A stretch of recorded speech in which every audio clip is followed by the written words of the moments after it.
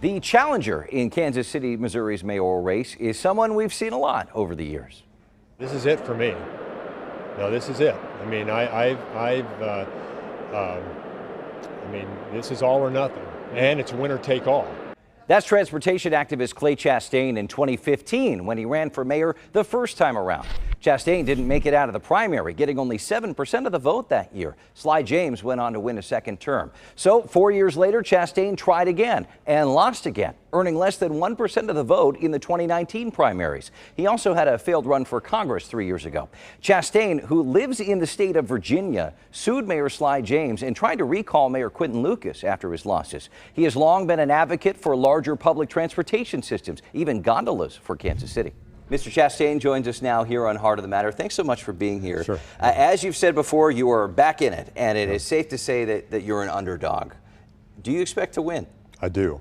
Okay. Because we have a great, strong message for this city to focus on the environment that people are living in, not the glitz, and with a vision that's going to resolve the homicide crisis, the affordable housing crisis, the transit crisis. We're going to fully fund the police and make sure they have everything they need. And in my opinion, in my view of it, he's been an ineffective leader in that he has not dealt with any of these crises. He doesn't have really any answers to any of our serious problems. What he's done is distract the people with a lot of emotionally charged, socially divisive issues like reparations and trans sanctuary city. And he even implied at one time after the Ralph Yarl incident that the Northland was a racist community. And that's totally inappropriate. It's not true. And a mayor needs to calm things down, you know, when things like that happen. Let's discuss the elephant in the room here, because a mayor, as you said, should bring people together, but a mayor should also live in Kansas City. You don't. You spend much of your time in Virginia. So why should the people of Kansas City vote for you? Well, number one, I've been committed to the city for 40 years and trying to improve it.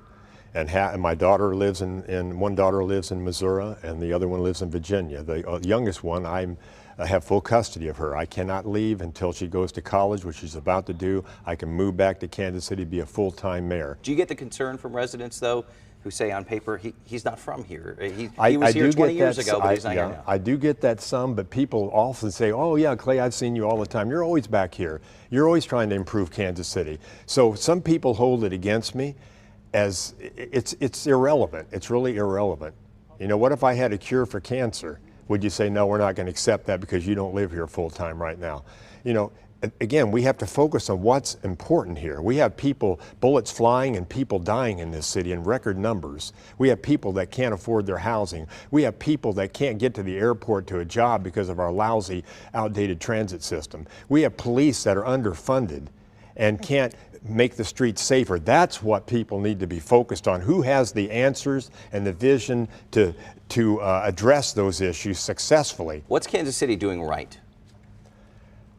Because we hear a lot about what you say is going wrong. What's something that you want to build on in Kansas City? We want to build on the fact that we have a lot of good people here in this city, and we have a lot of good workers that work for City Hall. I was in Penn Valley Park yesterday looking at a design for the park and the Union Station hub that I've designed, and I met a lot of those people out there picking up trash and stuff and doing their job, and they're out there every day, they say. There's a lot of people that care about this city working to make it better. We just don't have a leader who has any vision. And remember, he's not only been in office 4 years as mayor, he's been in office 8 years. He's 4 years as a councilman. Has anybody seen any Lucas plan for stopping the record-setting homicides that he promised to do and has not done? Any Lucas plan for widespread affordable housing? Any Lucas plan to modernize our transit system like I do with the monorail that's going to connect our new airport to downtown, to the plaza, out east and out south? Who would pay for that? How would you pay for that? We're going to get a lot of that money from the federal government's infrastructure bill that Congress approved. There's $1 trillion in that bill. It's largely been just sitting there still. So the cities that apply for it, we'll get my KC Revitalization Initiative on the ballot, If that's approved, I think we can get $1 billion from Washington to help rebuild the transportation infrastructure in this city. That boosts our economy, that creates thousands of new jobs. We're going to train people on the east side and people that have been gravitating towards crime, drugs, and violence to learn a trade where they can make great money and help build that public transportation system. That's going to create pride in the community, and it's going to connect us all together, and we're going to do it just in time for the World Cup. All right, a few years away. Yeah. You have a history with elected leaders in Kansas City, it's safe to say, but with recalls and lawsuits. So if you're elected, and as we said, you're sort of the underdog right now. If you're elected, how do you mend those fences with the city council and work to craft policy with city leaders?